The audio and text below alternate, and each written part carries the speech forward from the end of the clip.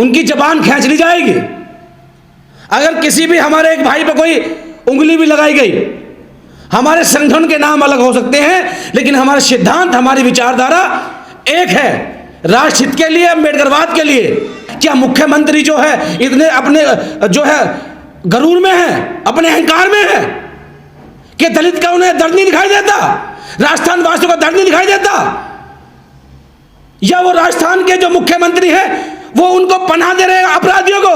और माननीय काशीराम साहब ने कहा था कि जब आप विधानसभा में हो ना हो, लोकसभा में हो ना हो, तो रोड पर जरूर होना, जिससे कि आपकी आवाज को दबाया ना जा सके, आपकी आवाज को कुछ लोग कुचल ना सकें। कुछ लोग इस देश को जो है टुकड़ों में बांटना चाहते हैं, कुछ लोग इस देश को धर्म मजहब में बांटना चाहते हैं। तो साथियों, हमें रोकना होगा। 2 अप्रैल को जो 2018 में जो SC एक्ट में संशोधन हुआ, उसको लेकर पूरे भारत में बहुजन समाज के लोगों ने धरना प्रदर्शन किया। उसमें जो लोग शहीद हुए, युवा शक्ति दल की टीम ने उनको आर्थिक मदद पहुंचाने का काम किया, आर्थिक मदद पहुंचाई भी। और हर साल जो है हम अब शहीद दिवस मनाते हैं। और सबसे ज़्यादा लोग जो वहाँ पर शहीद हुए वो राजस्थान के थे। और राजस्थान में पूरे भारत में सबसे ज़्यादा शोषण होता है। उसका रीज़न क्या है, उसका कारण क्या है? और अभी ताज़ी घटना जो पाली की है, जहाँ पर जितेंद्र मेघवाल को मूंछ रखने पर मार दिया गया, और वहाँ हम लोगों ने और हमारे अम्बेडकरवादी संगठनों ने पीड़ित परिवार के साथ मिलकर के राजस्थान सरकार के सामने मांग रखी, और अभी तक वो मांगे पूरी नहीं हुई है। तो 2 तारीख को युवा शक्ति दल की टीम अम्बेडकरवादी साथियों को साथ लेकर के दिल्ली में जो राजस्थान भवन है उसका घेराव करेगी। तो मेरी आप सभी से अपील है कि अंबेडकर की आवाज़ बने, माननीय काशीराम साहब की आवाज़ बने, शहीद भगत सिंह की आवाज़ बने, उस जितेंद्र मेघवाल की आवाज़ बने जो नौजवान साथी इस आज़ादी के बाद संविधान के ऊपर, संविधान को मानते हुए अपनी मूंछें रखता था।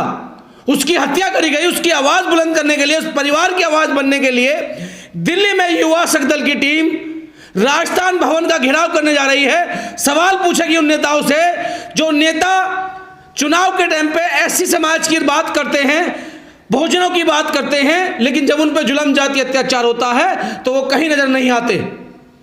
तो हम लोग आने वाली 2 अप्रैल 2022 को दिन शनिवार सुबह 10 बजे राजस्थान भवन का घेराव करेंगे, प्रदर्शन करेंगे और अपनी मांगों को रखेंगे। जो अभी तक राजस्थान सरकार ये समझ रही है कि जो पीड़ित परिवार की मांगों को नहीं माना गया, 4 से 5 दिन हो गए हैं उन मांगों को दिए हुए, लेकिन अभी तक उन कान जो मुख्यमंत्री के कान पे जू नहीं रेंगी है। तो मेरा हाथ जोड़कर आप सभी से निवेदन है कि हम लोगों ने पहल करी है।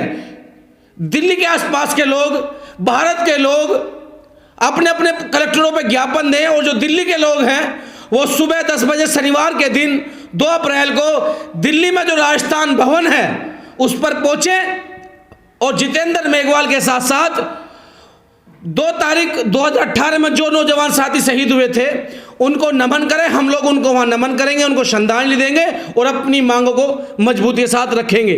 और साथियों, मेरी अपील उन लोगों से भी है जो बहुजन समाज की राजनीति करते हैं, और खास करके मेरा निवेदन है बहुजन समाज पार्टी की आदरणीय मुखिया मायावती जी से कि जैसे युवा शक्ति दल ने चुनाव में उनको समर्थन दिया था, चुनाव लड़वाया था पंजाब, चंडीगढ़ और यूपी में, तो आज चुनाव नहीं है, लेकिन आज हमारे अस्तित्व की लड़ाई की बात है, आज हमारे संघर्ष की बात है। अगर हम लोग रोड से, अगर हम घरों से बाहर नहीं निकलेंगे तो हमारा शोषण होता रहेगा। तो मेरी अपील है आदरणीय बहन जी से भी कि वे भी राजस्थान भवन में अपने पदाधिकारियों को भेजें, कार्यकर्ताओं को भेजें, जैसे युवा शक्ति दल ने चुनाव के टाइम में उनका समर्थन किया था। ये लड़ाई किसी संगठन या किसी पार्टी की नहीं है, ये लड़ाई हर उस व्यक्ति की है, हर उस वर्ग की है जिसको दबाया जाता है, जिसको कमजोर समझा जाता है, जिसकी आवाज़ को कोई नहीं उठाता। और आज समय आ चुका साथियों, जो डॉक्टर राम लोहिया ने कहा था कि जिंदा कौमें 5 साल का इंतजार नहीं करती, और माननीय काशीराम साहब ने कहा था कि जब आप विधानसभा में हो ना हो, लोकसभा में हो ना हो, तो रोड पर जरूर होना, जिससे कि आपकी आवाज़ को दबाया ना जा सके, आपकी आवाज़ को कुछ लोग कुचल ना सकें। अंबेडकर जी ने कहा था कि साथियों, सत्ता तो आनी जानी है, लेकिन रोड पर संघर्ष अवश्य है, जरूरी है, जिससे कि हम लोग अपने मूवमेंट को जिंदा रख सकें। तो 2 तारीख आपके नाक की बहुजन समाज के इतिहास की बात है। सभी लोग राजस्थान भवन जो दिल्ली में है सुबह 10 बजे पहुंचे। 2 तारीख को शनिवार का दिन है और जितेंद्र मेघवाल की आवाज़ बने, हर भारत के पीड़ित की आवाज़ बने जो आज अपने आप को अकेला व असहाय महसूस कर रहा है। युवा शक्ति दल की टीम लगातार प्रदर्शन करती रही, आवाज़ उठाती रही है और साथियों पीड़ितों को मदद दिलाने का काम करती रही है। चाहे पूरे देश में किसी भी स्टेट में आप जाकर देखिए, किसी की भी सरकार हो, लेकिन दलितों पर अत्याचार नहीं रुकते, ओबीसी समाज पर अत्याचार नहीं रुकते, उनको दबाया जाता, उनको मारा जाता, उनके नेता बोलने को तैयार नहीं होते।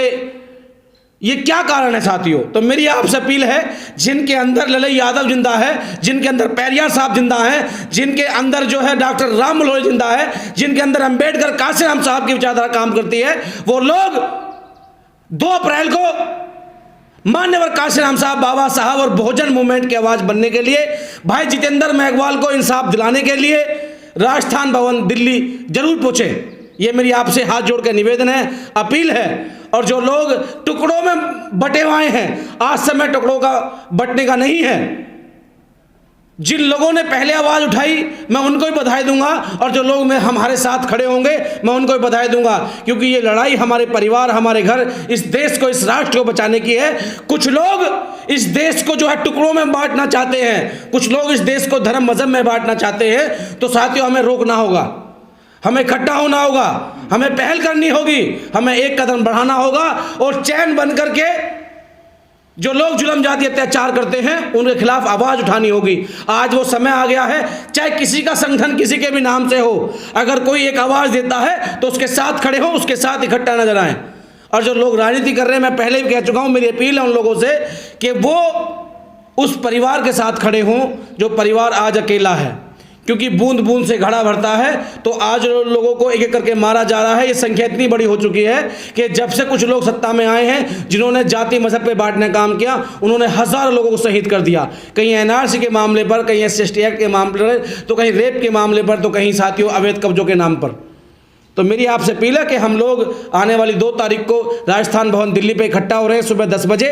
आप सभी लोग पहुँचें और युवा शक्ति दल की ताकत को बढ़ाएं, अपनी ताकत को बढ़ाएं। युवा शक्ति दल किसी एक जाति मजहब का नहीं है।